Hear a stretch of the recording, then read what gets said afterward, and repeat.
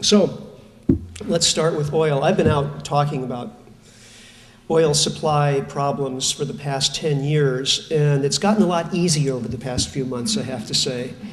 Back when oil was $14, $15 a barrel, and markets were glutted, telling people that the era of cheap oil was about to come to an end was, well, it was a tough sell.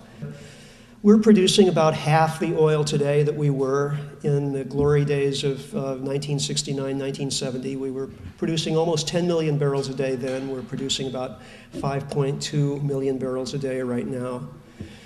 And we're importing almost 2/3 of what we use. It's kind of bracing to think about these numbers. You know, we're using about 21 million barrels of oil per day, just our country alone. Our country by itself is using more oil than the two top oil-producing countries combined. We could use every barrel of oil produced by Saudi Arabia and Russia, and we'd still need more.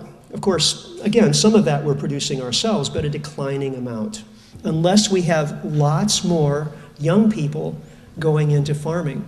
And it's not going to be the kind of farming that we see today, huge scale, giant machines guzzling, gallons and gallons of diesel fuel. We're talking about going back to a smaller scale, more labor-intensive and knowledge-intensive form of food production, which can be very successful, both economically and ecologically. But how are they going to do it? How are young people going to gain access to the land and the tools that they need and the education unless there's some support for that? So anything that localities can do to support their local food producers and to offer support for young people to go into farming, I think would be an investment in our future.